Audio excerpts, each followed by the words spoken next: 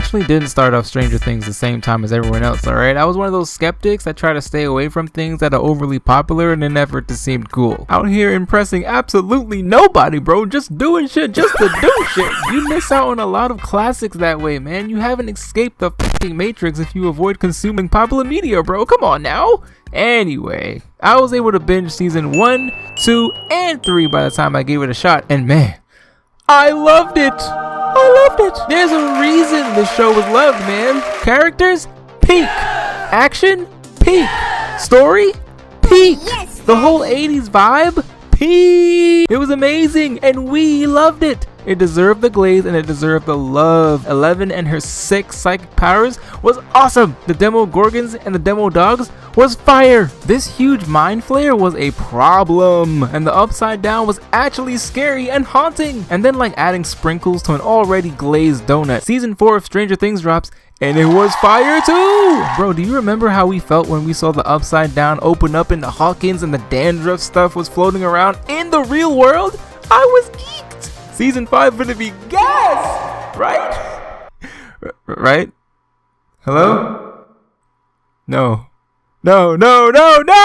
Stranger Things Season 5 drops, and it's ass. We could all immediately smell the liquid doo-doo the second we saw they just covered up miles of open upside down, and nobody knows a good goddamn thing? How? I don't know! Well, somebody better know something. An earthquake? Is that really the best y'all could do? What? There's so many weird plot holes and inconsistencies in this season, not to mention completely unnecessary yap sessions. We start off with Robin telling us that she's gay, and man, when I say that sets the tone for the entire season, I am barely even exaggerating. The gang at this point don't even know if they killed Vecna or not, but they have a feeling, which is good and fine, whatever, do what you need to do. The problem shows up when they casually go into the Upside Down and we found out that the military has an entire base in the Upside Down. This is an inconsistency, people. I remember the Upside Down being cold and toxic. Niggas had hazmat suits on in previous seasons before they entered the Upside Down. I also remember murderous demon bats flying around, you know, murdering people. Remember when this key character got murdered by murdering demon bats? I sure as shit remember. Danger! Remember the danger? Now the Upside Down is just dark with lightning every 7 seconds until even that isn't important to the story. At this point in the series, you could go for a goddamn vacation in the Upside Down. Have a party, you know? Vibe! Take a mysterious shit and go see if it appears in your real house. Fun, right? No, actually, that sounds kind of fun. We later learn that Vecna is indeed alive, and what do you know? He's stalking kids, gaining their trust and kidnapping them. And he says he does this because kids are easy. Vecna, you're weird, bro. Just say you like kids, man. You're an evil monster with telekinesis power and access to very dangerous other monsters. You could kidnap anyone you want. Easily, with no problem. And by the way, if this house and this method was his preferred way of doing things, why was Will here when they found him?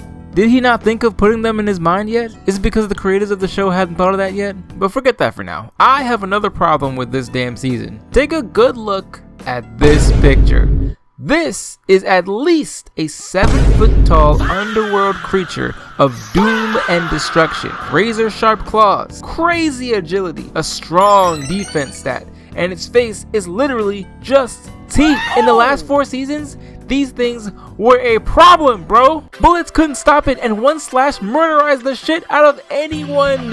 Bad news, bro. Bad news. And we all saw this when they stormed the military base and absolutely packed those military men up. Bullets flying everywhere and they weren't even phased. Bullets flying everywhere and they weren't even phased. I had to repeat that sentence because I got something to show y'all. Come on with me, come on. A few episodes earlier, Holly was taken by a Demogorgon. In that episode, moments before, her mom, who by the way has never heard a peep about any of the events in the entire show, stands behind the monster and her child, fearless. What? Now you could say it's her child, so she locked in, and you know what? Fine. I can give that to you. Here comes the undeniable bullshit, bro. She uses a broken bottle and actually hurts the demo when bullets couldn't, right before she gets slashed to high hell by its claws. And she lives? What? The fuck do you mean she's alive at the end? The dad too? What do you mean? insane. They should be dead, bro. Dead.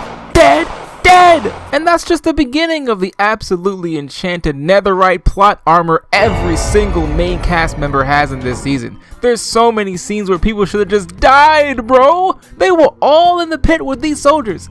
Not one stray bullet.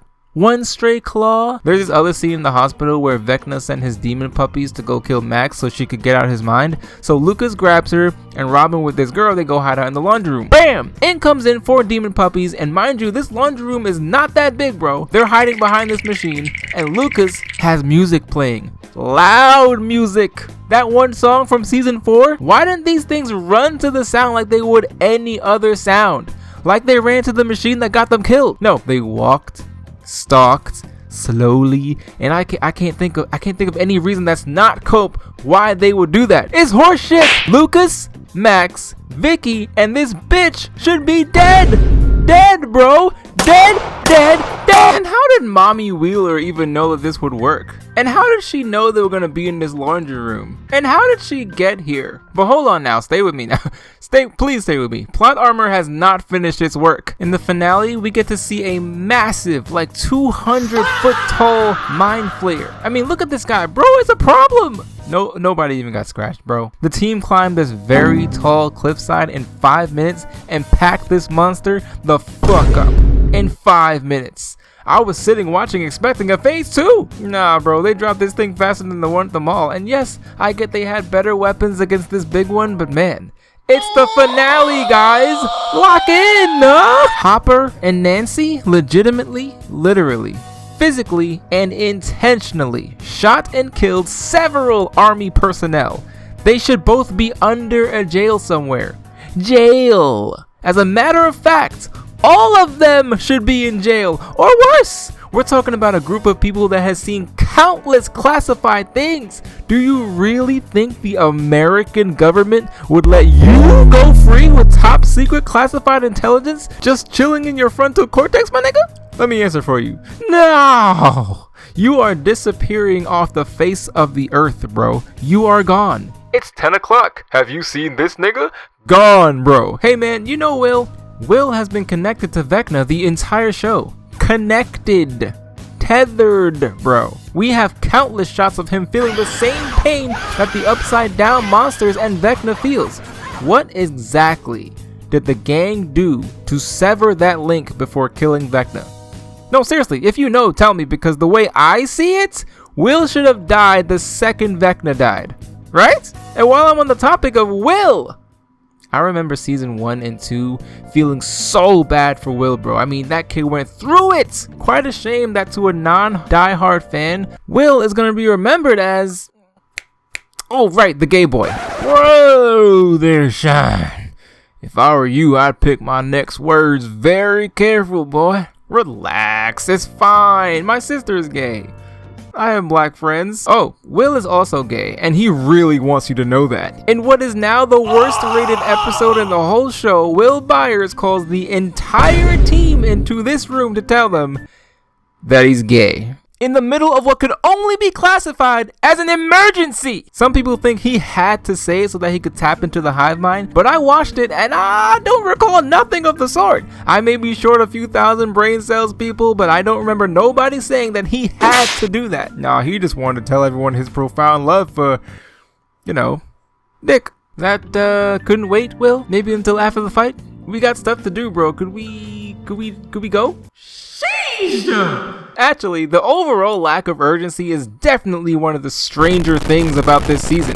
Everyone acts like they have time. I remember yelling at my TV multiple times, could we go, bro? Damn! Max stood there for like an hour, chatting it up with Holly like her portal couldn't just disappear like before. The conversation should have been happened. And then after the portals for both of them appear, they walk to them. They walk. Huh? Vecna can show up any second and we're walking? Is that the move? Multiple times in the season, things are just supposed to be moving and two characters stop and have a heart-to-heart. I get it to a degree that emotional depth and character building is important, but sometimes they just do it at the wrong time. And so we feel the urgency and they just chilling on the screen playing in our face. Speaking of playing, what was Elle doing this season?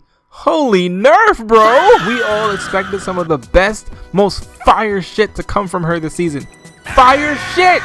But it's like the writers forgot what she could do. In season 1, she flipped a car with a head nod, bro. No bloody nose. And that car went flying! You would think with the way she was hard at work training in the beginning of season 5 that you was about to see something incredible, right? Nah, bro. Besides this jump, she basically got weaker. This metal plate and this truck actually took effort from Final Evolution 11, bro. Should have been head nods. Just because Will has powers in this season doesn't mean you nerf L, bro. How does that make sense? And then the fight against Vecna was easy. Straight cheeks. He lost in 5 minutes. Her and Will packed him up quick. Was that the point? She barely had to do anything. I speak for a lot of us, man, when we say this final fight, this final fight should have been longer, bro. Vecna, where are your ads, bro? You're the final boss. There should be like 50 Demogorgons, hundreds of Demo Dogs, and thousands of Murder Bats. Remember the Murder Bats? Bro, you went out so sad, my nigga. Damn! As a matter of fact, Will's coming out scene was longer than this. Are we for real right now? Anyway, I guess now is the time to say that I didn't exactly hate this season. It definitely had its moments. It tried to tie up loose ends, even though it missed some. And the final moments of the final episode did almost yank a drop out of my eye. I can't even lie. But that was more because of the finality of it. Stranger Things is done forever. It didn't go out with a strong bang, but it did go out. Those small kids grew up. Elle is dead. No, I don't believe Mike's Cope story. Sorry. And that's it. The new gen of kids start their journey. Life, right? Crazy. Anyways, if you made this far in the video, that means you the GOAT, bro. You the GOAT. I'm just saying. Thanks for watching. Subscribe for more. And I'm out.